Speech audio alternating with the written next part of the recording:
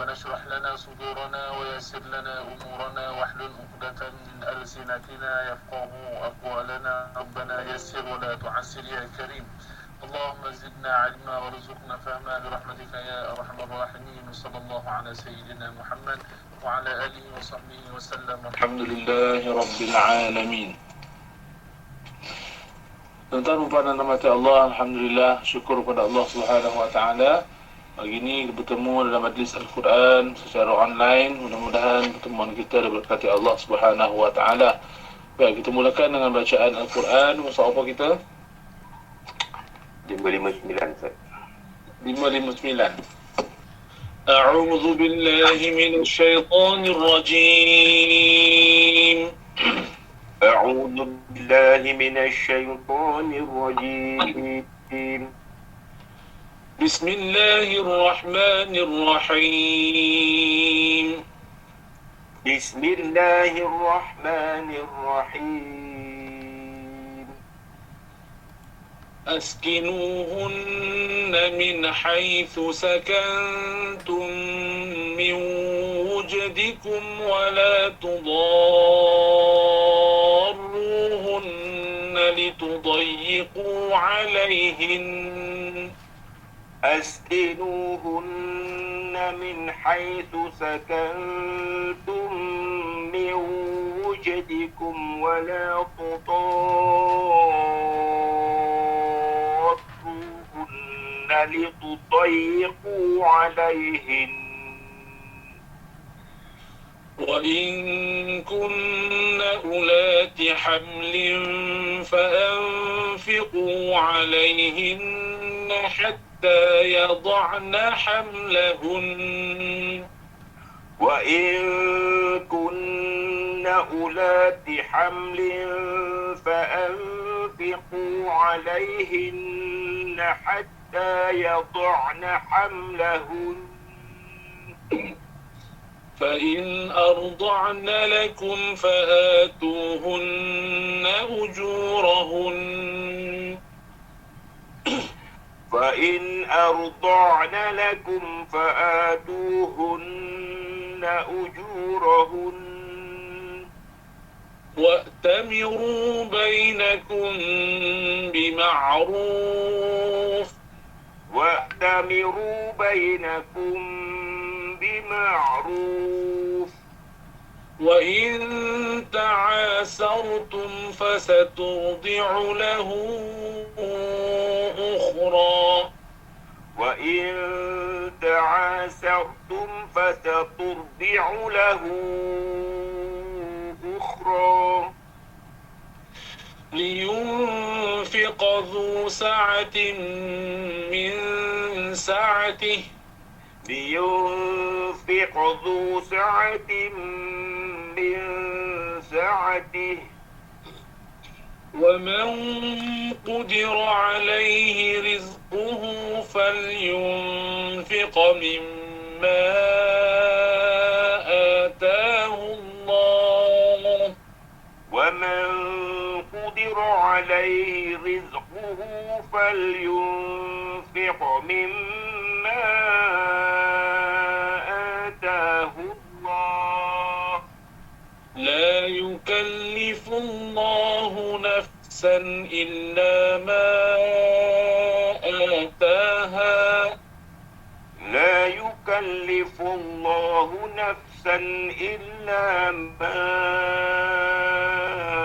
آتاها سيجعل الله بعد عسر يسرا سيجعل الله بعد عسر يسرا وكأي من قرية عتت عن أمر ربها ورسله فحاسبناها حسابا شديدا وكأي من قرية عتت عن أمر ربها ورسله فحاسبناها حسابا شديدا فحاسبناها حسابا شديدا وعذبناها عذابا نكرا فحاسبناها حسابا شديدا وعذبناها عذابا نكرا فذاقت وبال أمرها وكان عاقبة أمرها خسرا فذاقت وبال أمرها وكان عاقبة أمرها خسرا أعد الله لهم عذابا شديدا أعد الله لهم عذابا شديدا فاتقوا الله يا أولي الألباب الذين آمنوا فاتقوا الله يا أولي الألباب الذين آمنوا قد أنزل الله إليكم ذكرا قد أنزل الله إليكم ذكرا رسولا يتلو عليكم آيات الله مبينات ليخرج الذين آمنوا وعملوا الصالحات من الظلمات إلى النور رسولا يتلو عليكم آيات الله مبينات ليخرج الذين آمنوا وعملوا الصالحات من الظلمات إلى النور ومن يؤمن بالله ويعمل صالحا يدخله جنات تجري من تحتها الأنهار خالدين فيها أبدا ومن يؤمن بالله ويعمل صالحا يدخله جنات تجري من تحتها الأنهار خالدين فيها أبدا قد أحسن الله له رزقا قد أحسن الله له رزقا الله الذي خلق سبع سماوات ومن الأرض مثلهن يتنزل الأمر بينهن الله الذي خلق سبع سماوات ومن الأرض مثلهن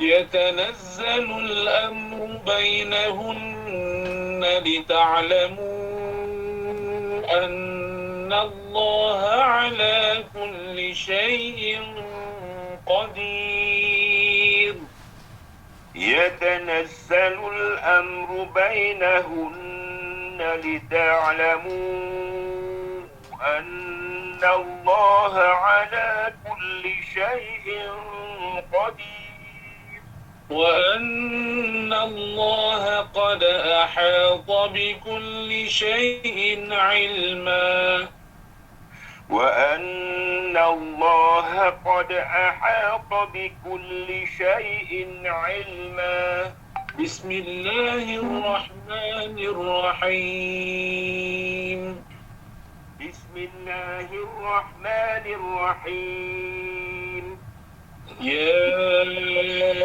أيها النبي لم تحرم ما أحل الله لك تبتغي مرضات أزواجك يا أيها النبي لم تحرم ما أحل الله لك تبتغي مرضات أزواجك والله غفور رحيم. والله غفور رحيم. قد فرض الله لكم تحلة أيمانكم قد فرض الله لكم تحلة أيمانكم والله مولاكم والله مولاكم وهو العليم الحكيم. وهو العليم الحكيم.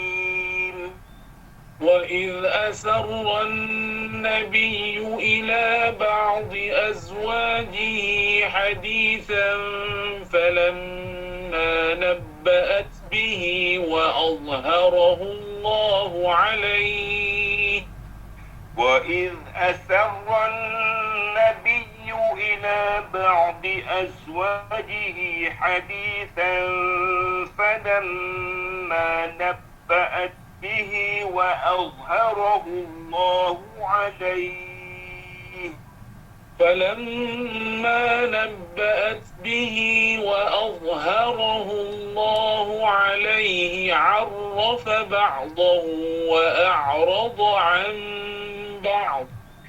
فلما نبأت به وأظهره الله عليه عرف بعضه وأعرض عن بعض. فلما نبأها به قالت من أنبأك هذا فلما نبأها به قالت من أنبأك هذا قال نبأني العليم الخبير. قال نبأني العليم الخبير. إن تتوبا إلى الله فقد صغت قلوبكما إن تتوبا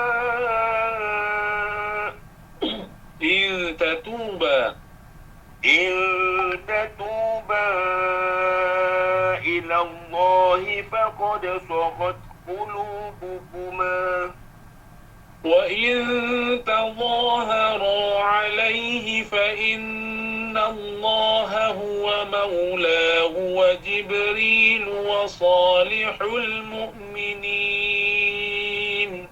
وإن تظاهرا عليه فإن الله هو مولاه وجبريل وصالح المؤمنين والملائكة بعد ذلك ظهير. والملائكة بعد ذلك ظهير. عسى ربه إن طلقكن أن يبدله أزواجا خيرا منكن مسلمات. عسى ربه إن طلقكن أن يبدله أزواجا خيرا منكن مسلمات مؤمنات قانتات تائبات عابدات سائحات ثيبات وأبكارا. مسلمات مؤمنات قانتات تائبات عابدات صالحات طيبات وأبكارا. يا أيها الذين آمنوا قوا أنفسكم وأهليكم نارا وقودها الناس والحجارة يا أيها الذين آمنوا قوا أنفسكم وأهليكم نارا وقودها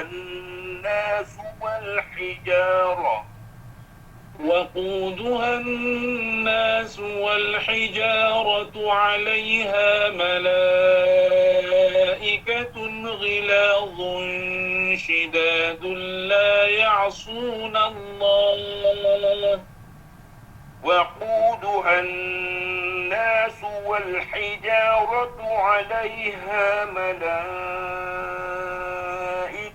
غلاظ شداد لا يعصون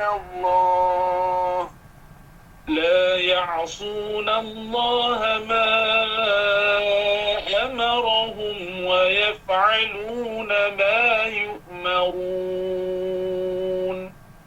لا يعصون الله ما أمرهم ويفعلون ما يؤمرون.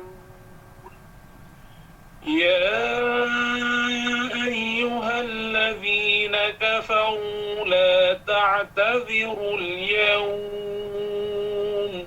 يا أيها الذين كفروا لا تعتذروا اليوم. إنما تجزون ما كنتم تعملون. إنما تجزون ما كنتم تعملون. يا أيها الذين آمنوا توبوا إلى الله توبة نصوحا. يا أيها الذين آمنوا توبوا إلى الله توبة نصوحا. عسى ربكم أن يكفر عنكم سيئاتكم ويدخلكم جنات تجري من تحتها الأنهار. عسى ربكم أن يكفر عنكم سيئاتكم ويدخلكم جنات تجري من تحتها الأنهار. يوم لا يخزي الله النبي والذين آمنوا معه. يوم لا يخزي الله النبي والذين آمنوا معه. نورهم يسعى بين أيديهم وبأيمانهم يقولون ربنا أتمم لنا نورنا واغفر لنا. نورهم يسعى بين أيديهم وبأيمانهم يقولون ربنا أتم لنا نورنا واغفر لنا. إنك على كل شيء قدير. إنك على كل شيء قدير.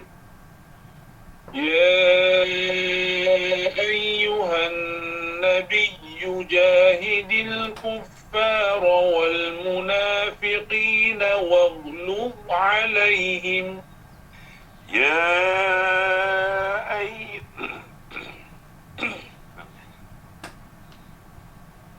يا أيها النبي جاهد الكفار والمنافقين واغلظ عليهم ومأواهم جهنم وبئس المصير. ومأواهم جهنم وبئس المصير. ضرب الله مثلا للذين كفروا امرأة نوح وامرأة لوط. ضرب الله مثلا للذين كفروا امرأة نوح وامرأة لوط كانتا تحت عبدين من عبادنا صالحين فخانتاهما فلم يغنيا عنهما من الله شيئا. كانتا تحت عبدين من عبادنا صالحين فخانتاهما فلم يغنيا عنهما من الله شيئا وقيل ادخلا النار مع الداخلين. وقيل ادخلا النار مع الداخلين. وضرب الله مثلا للذين آمنوا امرأة فرعون إذ قالت رب ابن لي عندك بيتا في الجنة. وضرب الله مثلا للذين آمنوا امرأة فرعون إذ قالت رب ابن لي عندك بيتا في الجنة ونجني من فرعون وعمله ونجني من القوم الظالمين. ونجني من فرعون وعمله ونجني من القوم الظالمين. ومريم ابنة عمران التي أحصنت فرجها فنفخنا فيه من روحنا وصدقت بكلمات ربها. ومريم ابنة عمران التي أحصنت فرجها فنفخنا فيه من روحنا وصدقت بكلمات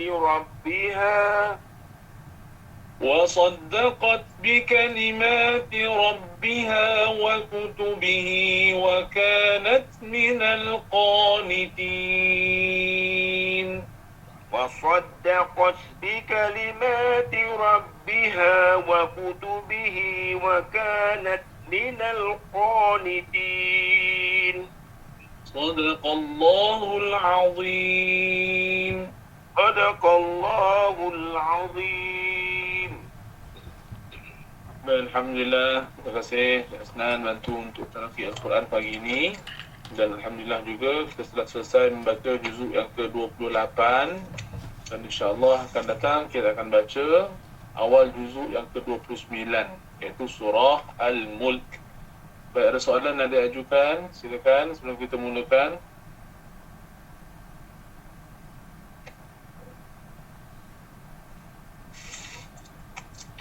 Okey, tak ada soalan. Kita teruskan dengan kitab tajwid warna biru, jilid yang pertama. Muka surat berapa? 248.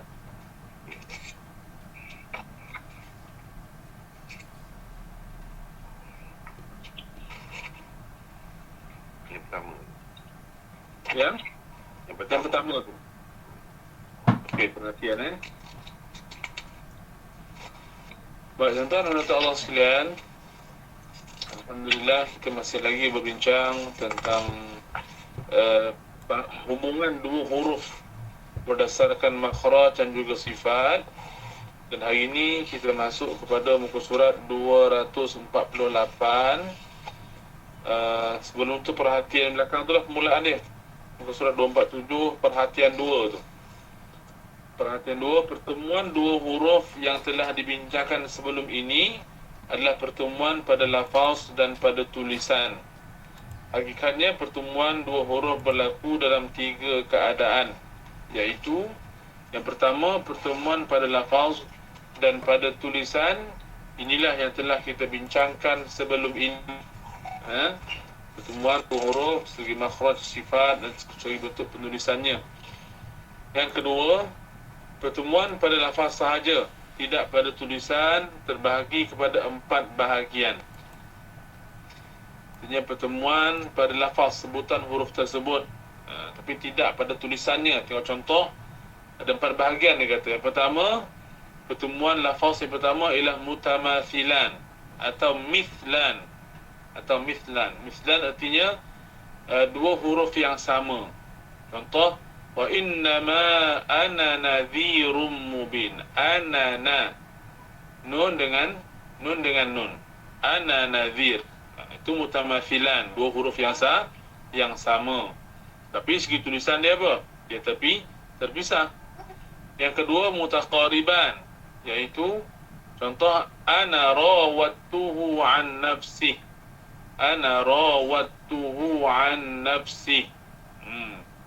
Nun dengan ra, mutaqariban, dua huruf yang berhampiran. Kemudian yang ketiga mutajanisan, dua huruf yang sama jenis. Contoh, wa ma ana minal musyrikin. Ana minal, nun dengan mim, sama jenis, iaitu sama makhraj berlainan sifat. Nun dan mim di mana sama dia? Pada khayshum. Nun kan keluar dari khayshum, mim pun daripada khayshum. Jadi mutajanisan ni sama makhraj, lain sifat. Seperti dalam surah Al-An'am ayat 79, itu mutajanisan.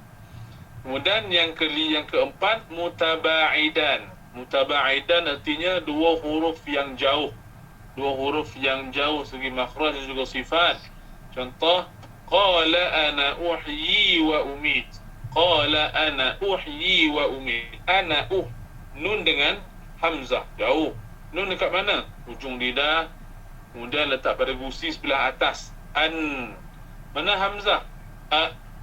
Mana hamzah? Bahagian kerongkong bawah sekali, jauh ni kerongkong dengan ujung lidah.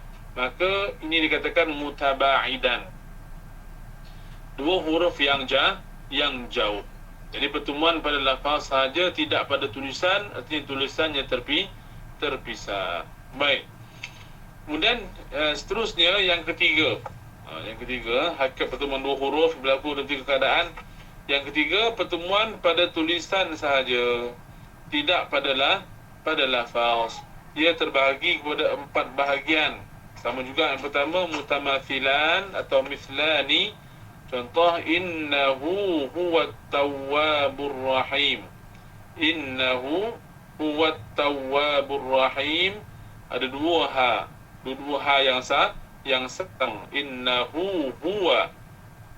Kemudian yang kedua mutaqariban, yang berhampiran. Innahu hakimun alim. Hu hakimun, ha dengan ha. Mutaqariban, makhraj dia sama, cuma berhampiran di sini.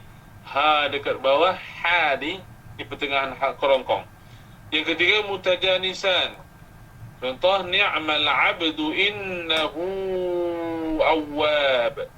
Hu dengan a, mutajanisan. Ha dengan hamzah, makhraj ni sama di mana? Kerongkong bawah sekali. Ha dengan hamzah, tempat yang sama. Itu mutajanisan. Surah Shad ayat 44. Dan yang keempat mutabaidan. Contoh, innahu lakum aduwwum mubin. innahu lakum aduwwum mubin. Hula, ha dengan lam itu mutabaidan, yang jauh. Ha di sini, lam di hujung lidah. Jadi ini disebut pertemuan pada tulisan sahaja, tidak pada lafaz. Ada 4 bahagian tadi. Okey, jadi selesai berkenaan tentang hakikatnya pertemuan 2 huruf berlaku dalam 3 keadaan tadilah. Yang pertama, pertemuan pada lafaz dan pada tulisan. Yang kedua, pertemuan pada lafaz sahaja, tidak pada tulisan. Yang ketiga, pertemuan pada tulisan sahaja, tidak pada lafaz. Baik, perhatian 3. Ulama tajwid telah menetapkan beberapa cara kaedah untuk membezakan antara mutaqariban, mutajanisan, mutabaidan. Huraiannya seperti berikut. Artinya kita nak kenal satu huruf dengan satu huruf yang lain, dia dalam kategori mana? Kategori pertemuan dikatakan mutaqariban, 2 huruf yang berhampiran, atau dalam kategori mutajanisan, 2 huruf yang sama jenis, atau kategori mutabaidan. Mutabaidan iaitu huruf yang jauh antara keduanya. Baik. Yang pertama, semua mutamasilan tersebutlah. Sebab mutamasilan dia senanglah. Kan 2 huruf yang sama betul. Mim dengan mim, nun dengan nun, ta dengan ta. Jadi tak ada isu nak kenal macam mana lah. Memang dah sama huruf dia, maka mutamasilan. Sekarang ni huruf berbeza. Nun dengan ha ke, ta dengan ba ke. Jadi nak katakan dia ini mutaqariban ke, mutajanisan ke, mutabaidan ke, maka huraiannya seperti berikut. Macam mana kita nak kenal? Yang pertama dia kata, jika 2 huruf keluar dari 2 anggota besar. 2 anggota besar iaitu makhraj am. Makhraj am ni apa? Yang 5 tu. Yang 5 yang kita belajar dulu tu, kan lagi tak? Bahagian mana? Bahagian yang pertama, bahagian al-jawf. Bahagian al-jawf iaitu bahagian laluan yang tidak ada sekatan, huruf mad, alif waw ya. Yang pertama. Yang kedua, bahagian al-halq, bahagian kerongkong, ada 6 huruf. Kemudian bahagian al-lisan yang ketiga, bahagian lidah, bahagian yang paling banyak mengeluarkan huruf. Kemudian yang keempat, bahagian syafatan, bahagian bibir. Yang terakhir, bahagian khayshum. Ini 5 makhraj am yang besar. Jadi dia kata, jika 2 huruf keluar dari 2 anggota besar makhraj am, seperti lidah dengan 2 bibir. Makhraj lidah dan bibir kan beza kan? Maka keduanya dinamakan mutabaidan. Kedua dikatakan 2 huruf yang jauh, sebab makhraj amnya terpisah. Yang jauh lah, satu lidah, satu bahagian bibir, satu bahagian kerongkong, satu pada khayshum. Maka itu dikatakan mutabaidan apabila dia berada dalam kategori makhraj am yang berbeza. Makhraj am tu apa? Yang 5 tadi, yang saya sebut 5 tadi ya. Bahagian rongga, bahagian kerongkong, bahagian lidah, bahagian bibir dan juga bahagian khayshum, bahagian hidung. Baik. Kecuali dia kata huruf kha dan juga ghain dengan qaf dan juga kaf, maka keduanya dinamakan mutaqariban. Kerana tempat berakhirnya hujung halkum di situlah bermula pangkal lidah. Jadi kha dengan ghain, qaf dan juga kaf disebut sebagai mutaqariban. Kerana tempat berakhirnya hujung halkum di situlah bermula pangkal lidah, sebab 4 huruf ni dekat sangat. Contoh huruf akh dengan al, dia di hujung mana? Di hujung kerongkong, atas sekali. Kemudian qaf dan juga kaf dekat mana? Pangkal lidah. Maka dia bertemu di sempadan itulah. Di sempadan itu, hujung halkum, pangkal lidah. Jadi huruf kha dan juga ghain, qaf dan juga kaf dikategorikan sebagai mutaqariban. Qaf dengan kaf tak ada masalah, sebab dia memang sama makhraj, pangkal lidah. Ghain dengan kha pun tak ada masalah, dia memang sama dekat hujung kerongkong. Tapi antara 2 dengan 2 ni, dia dikira berhampiran. Sebab pangkal lidah dengan hujung kerongkong itu dekat. Maka dikatakan huruf-huruf ini huruf mutaqariban. Huruf mutaqariban. Baik, jadi kalau 2 makhraj yang berbeza, daripada 5 makhraj am tadi, namanya mutabaidan, 2 huruf yang jauh. 2 huruf yang jauh. Baik, yang kedua pula. Jika dua huruf keluar dari dua anggota kecil, makhraj khas, tetapi diselangi oleh anggota kecil yang lain. Okey. Jadi makhraj khas, kita dah belajar hari itu, tuan-tuan masih ingat lagi, ada 17 makhraj khas. Maksudnya, daripada 5 makhraj am tadi, dia akan bagi pecahan-pecahan kecil. Mungkin daripada satu makhraj, bagian kerongkong sebagai contoh, itu makhraj am kan? Satu ni am. Bila kata makhraj khas, dia bagi atas, tengah, pangkal. Dia bagi tiga. Macam lidah. Lidah makhraj am. Makhraj khas dia, dia ada pangkal lidah, ada tepi lidah, ada hujung lidah, ada tengah atas lidah, dan sebagainya. Okey, jadi dia ada pecahan-pecahan dekat sana. Pecahan tu menghasilkan 17 makhraj khas. Makhraj am 5, daripada 5 tadi pecah-pecah, jadi 17 makhraj. Itu namanya makhraj khas, Baik. Jadi jika dua huruf keluar dari dua anggota kecil makhraj khas, tetapi diselangi oleh anggota kecil yang lain, seperti pangkal halqum dengan hujung halqum yang diselang dengan tengah halqum, maka keduanya dinamakan mutabaidan. Adapun jika tidak diselangi oleh anggota kecil, maka keduanya dinamakan mutaqariban. Okey, baik. Jadi ini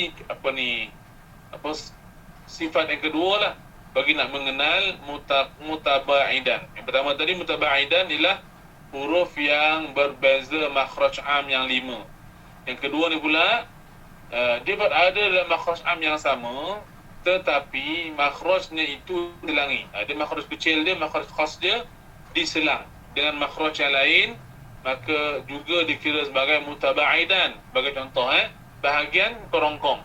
Kerongkong kita ni atas sekali ghain kha, tengah ain ha, bawah hamzah ha. Baik, sekarang antara hamzah dengan ghain. Hamzah dengan ghain. Hamzah makhraj kecil dia, makhraj khas kat bawah, bahagian bawah sekali pangkal. Tapi huruf ghain dekat hujung, maka diselangi oleh bahagian tengah. Tengah huruf apa ada? Ha dan juga ain. Maka bila makhraj kecil tadi, khas tadi, berada dalam makhraj am, walaupun sama makhraj amnya, tapi oleh kerana kedudukan dia itu diselangi atau dipisahkan dengan makhraj kecil yang lain. Contoh hamzah dengan ghain tadi, ghain ke atas hujung, hamzah dan ke pangkal, maka di tengah ada huruf lain. Maka antara hamzah dengan ghain, dua huruf ini maka dikatakan dia juga mutabaidan. Dua huruf yang jauh juga. Okey. Adapun jika tidak diselangi oleh anggota kecil, maka keduanya dinamakan mutaqariban. Okey, jika tak diselangi oleh mana-mana anggota kecil, maka dinamakan dengan mutaqariban. Contoh tadilah hamzah ha dengan ain ha. Hamzah ha, ain ha. Dua huruf ini dia makhraj kecilnya bersebelahan, tidak diselangi oleh apa-apa makhraj khas yang lain, maka itu dinamakan dengan mutaqariban. Dua huruf yang berhampiran.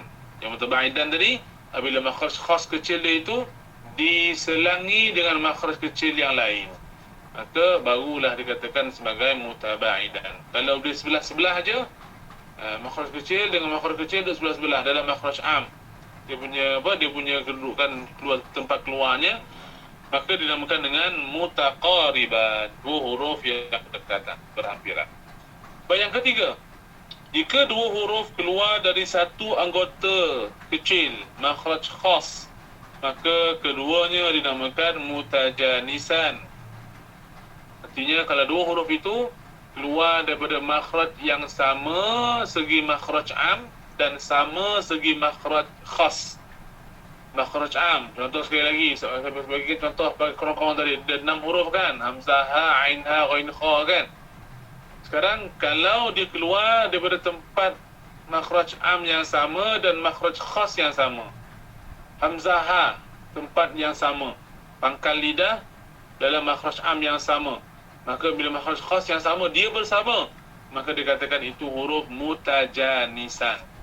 Mutajanisan, iaitu hamzah dan juga ha dikategorikan kalau bertemu dalam Quran maka dihubungkan dua huruf ini dengan kaedah mutajanisan, dua huruf yang sama jenis, dia sama makhraj tapi berlainan sifat.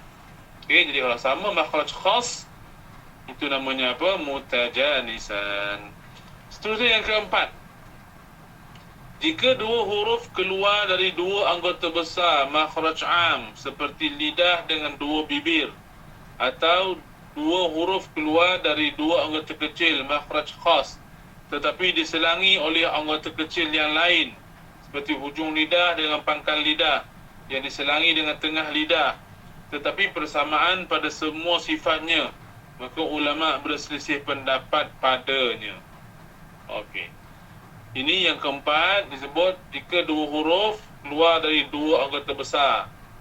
Dua anggota besar artinya makhraj am yang berbeza. Lidah dengan pangkal kerongkong, ataupun khayshum dengan hujung lidah, maka itu berbeza segi makhraj amnya.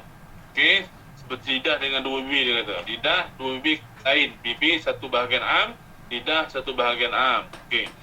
Atau dua huruf keluar dari anggota kecil makhraj khas tapi diselangi oleh anggota kecil lain seperti hujung lidah dengan pangkal lidah. Hujung lidah dengan pangkal lidah itu satu makhraj am tapi dipisahkan oleh bahagian tengah lidah. Bagi contoh huruf nun, huruf lam ke al hujung lidah. Satu lagi huruf qaf, aqqa al hujung lidah, aq pangkal lidah. Maka dia berada dalam makhraj am yang sama. Jadi makhraj khas dia diselangi oleh bahagian tengah atas lidah, iaitu huruf apa? Jim, shin, ya. Sebut al tu hujung lidah, pangkal lidah, aq pangkal lidah, jim, aj tengah lidah. Maka hujung lidah dengan pangkal lidah tadi diselangi oleh apa? Diselangi oleh bahagian tengah lidah. Baik. Okey, seterusnya. Tetapi huruf-huruf ini bersamaan pada semua sifatnya. Sifat semua sama. Cuma kedudukan makhraj saja yang berbeza. Satu perbezaan dua makhraj am yang berbeza, atau dalam makhraj am yang sama tapi makhraj khas dia diselangi oleh satu makhraj khas yang lain tetapi sifat dia sama keseluruhannya. Baik. Jadi maka ulama berselisih pendapat padanya. Yang pertama, kata ulama, kebanyakan ulama tajwid menamakan keduanya sebagai mutajanisan. Walaupun dia jauh segi walaupun daripada segi makhraj am dia jauh berbeza, atau makhraj khas dia diselangi oleh makhraj khas yang lain, oleh kerana sifat semuanya sama, maka dikatakan kedua huruf tadi sebagai mutajanisan, bukan mutabaidan. Yang kedua, penanganan kedua kata pula, sebahagian ulama tajwid menamakan keduanya sebagai mutaqariban. Sebahagian kata itu adalah huruf yang mutaqariban. Tapi kalau sifat dia berbeza, makhraj am pun beza, makhraj khas pula diselangi oleh makhraj khas yang lain, maka itu namanya mutabaidan. Yang bincang nombor 4 ni ialah dia berbeza segi makhraj am, berbeza makhraj khas dia berbeza diselangi oleh makhraj khas yang lain, tapi oleh kerana sifat dia sama, maka ulama kata, sebahagian kata itu mutajanisan, sebahagian kata pula diiktiraf sebagai mutaqariban kerana makhraj kedua-duanya sama. Baik. Seterusnya yang kelima, jika berhimpun dua huruf dan salah satu daripadanya keluar dari rongga jauf. Okey, dua huruf, salah satu daripadanya keluar dari rongga jauf. Jauf artinya apa? Bahagian rongga. Rongga yang mana? Bahagian laluan yang tidak ada sekatan. Keluar padanya tiga huruf mad, alif, ba dan juga ya. A, I, U. Tempat yang dikeluarkan bunyi tanpa ada sekatan. Itu nama al-jauf. Kalau ada sekatan macam ba, ab, sekat, maka itu makhraj huruf ba. Kalau dal, ad, ada sekat, maka itu hujung lidah makhraj huruf dal. Tapi al-jauf dia tak. Tidak ada sebarang sekatan, itu makhraj jauf. Alif, waw, ya, mad. Baik. Okey, maka tidak disifatkan dengan mutaqariban atau mutajanisan kerana makhrajnya adalah muqaddar, tiada putus suara padanya. Okey, jika himpun dua huruf, salah satu daripadanya keluar daripada rongga jauf, maka tidak disifatkan mutaqariban atau mutajanisan. Tidak disifatkanlah. Contohnya huruf waw mad dengan waw yang berbaris.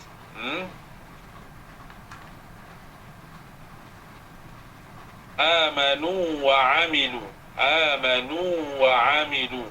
Jadi huruf pertama tu huruf jauf, huruf mad. Maka pertemuannya dengan huruf yang lain selepasnya itu tidak disifatkan mutaqariban, tidak dikatakan mutajanisan. Sebab apa? Huruf yang pertama tadi huruf al-jauf, makhraj dia muqaddar. Muqaddar artinya tak ada sampai putih suara. Maka bila tak ada putus suara tu, dia tidak ada point untuk nak apa? Nak katakan dipertemukan antara dua ni. Sebab yang pertama tu dia keluar terus, al-jauf.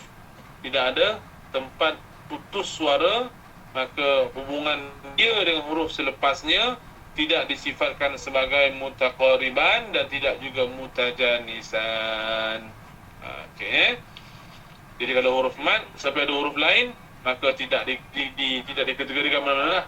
Dia hanyalah huruf yang dikatakan sebagai sifat muqaddar bagi huruf yang pertama.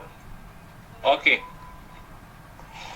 Selesai 5 keadaan cara kita nak mengenal suatu huruf itu mutaqariban, mutajanisan atau mutaba'idan.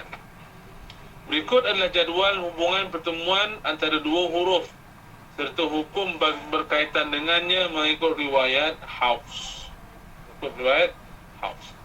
Okey, tengok. Yang pertama mutamathilan. Mutamathilan ada kabir, ada saghir, ada mutlaq. Contoh, kalau yang muqariban mutamathilan kabir, lam dengan lam, dua huruf yang sama. Wa idza qila lahum, qila la, dua huruf yang sama, kedua-duanya berbaris. Kemudian yang kedua mutamathilan saghir dibaca secara idgham. Wa qad dakhalu. Jadi kalau yang pertama tadi baca dengan izhar, tak boleh masukkan lam dengan lam tu. Kecuali riwayat Abu Amru saja baca dengan wa idza qil lahum. Riwayat Hafs baca dengan wa idza qila lahum, la. Huruf berbaris tidak dimasukkan, maka dibaca dengan izhar. Jelaskan sebutan kedua dua huruf. Yang kedua mutamathilan saghir, dua huruf yang sama dalam keadaan saghir. Saghir artinya yang pertama sukun, yang kedua berbaris, maka bacaannya diidghamkan. Dua huruf yang sama, satu sukun, satu baris. Contoh wa qad dakhalu, dal dengan dal. Dal pertama sukun, dal kedua berbaris, maka dimasukkan dal pertama pada dal yang kedua. Apa tanda dia? Dal kedua tu ada sabdu, maka bacaannya idgham. Wa qad dakhalu, wa qad dakhalu. Yang ketiga mutamathilan, dua huruf yang sama dalam kategori mutlaq. Mutlaq artinya apa? Yang pertama baris, yang kedua sukun. Dia berlawanan dengan saghir tadi. Kalau saghir pertama sukun, kedua baris. Mutlaq pertama berbaris, kedua sukun, dia terbalik. Contoh thumma syaqqaqna, qaf dengan qaf, syaqqaqna, maka bacaannya izhar. Qaf dengan qaf, dibaca dengan dua qaf, syaqqaqna. Yang kedua mutaqariban, dua huruf yang berhampiran. Ada yang kabir, ada saghir, ada mutlaq. Dia sama juga. Ini kesimpulannya ya. Dua huruf yang berhampiran, kabir, kedua-dua baris. Contoh min fawqikum, qikum. Qi, qaf dengan kaf, dia kategori kabir. Pertemuan dua huruf yang mutaqariban, qaf dengan kaf. Bila kedua-dua baris, dia dalam kategori kabir. Mutaqariban, kabir, dua huruf yang berhampiran. Oleh kerana keduanya berbaris, maka dikategorikan sebagai kabir. Min fawqikum, bacaannya izhar, kedua-dua jelaskan. Qikum. Yang kedua, huruf yang berhampiran mutaqariban, kategori saghir. Contohnya kadzabat Thamud. Pertama sukun, yang kedua berbaris. Ta dengan tha, dia huruf mutaqariban, berhampiran. Dikategorikan sebagai saghir, so pertama sukun, yang kedua baris. Kadzabat Thamud. Dibaca dengan apa? Kadzabat Thamud. Dibaca secara izhar. Disebut sebagai idgham. Kadzabat Thamud. Baik. Terpilih. Menurut bacaan yang kita telaki Al-Quran, ta itu dibaca dengan izhar tu. Kadzabat Thamud. Kadzabat Thamud. Nanti saya tengok kenapa dia kata idgham ni. Atau ada Al-Quran terpilih pula. Atau tempat-tempat tertentu. Nanti kita tengok semula lah apa maksud idgham yang terpilih kat sini. Seterusnya mutaqariban mutlak, dua huruf hampiran, kategori mutlak, pertama berbaris, kedua sukun, wala yastathnun, ta dengan ta, bacaannya izhar. Kemudian mutajanisan, huruf yang berhampiran dalam kategori kabir, kedua baris, wal ta'ti ta'ifah, ta'ti ta dengan ta dengan ta, dua baris dibaca dengan izhar. Dua huruf mutajanisan saghir, baca dengan idgham. Ujibat da'watukuma, mana badda, ta dengan dal, ta sukun, dal berbaris, maka dibaca dengan idgham. Di atas dal letakkan tanda sabdu, ujibat da'watukuma. Kemudian huruf yang mutajanisan kategori mutlak, pertama berbaris, kedua sukun. Afata tama'una, ta baris, ta sukun. Afata tama'un, dibaca dengan kedua-duanya jelas, ta dengan ta izhar. Yang terakhir mutaba'idan, dua huruf yang jauh, kategori kabir, dal dengan ha, dua baris, diha qa, baca izhar. Mutaba'idan tak ada idgham, semua izhar, tak ada jauh. Yang kedua mutaba'idan saghir, dua huruf yang jauh segi lafaznya, dan di kategori saghir, yang pertama sukun, kedua baris. Wa idza tuliyat alaihim, ta dengan ain, ta sukun, ain berbaris, dibaca izhar. Tuliyat alaihim. Yang terakhir mutaba'idan mutlak, dua huruf yang jauh, kategori mutlak, pertama berbaris, kedua sukun. Anfusihim, anfusihim. Baik, jadi alhamdulillah tuan-tuan Allah sekalian, bahagian mutaba'idan memang semuanya dibaca dengan izhar. Adapun mutamathilan, mutaqariban dan mutajanisan, hukumnya bergantung kepada keadaannya. Sama ada dia kabir, saghir atau mutlak. Ada sebahagian dibaca dengan izhar. Contohnya kabir memang semua izhar lah, sebab tidak ada bacaan idgham kabir bagi apa riwayat Hafs ini. Semua dibaca dengan izhar. Adapun yang saghir, itu yang ada perbincangannya. Saghir, ada saghir yang idgham, ada yang terpilih dan sebagainya. Adapun yang mutlak, semuanya baca dengan izhar. Itu kesimpulannya lah. Baik, jadi alhamdulillah sekalian, kita insya-Allah selesai takat itu dulu. Kita akan sambung lagi nanti pada muka surat yang seterusnya.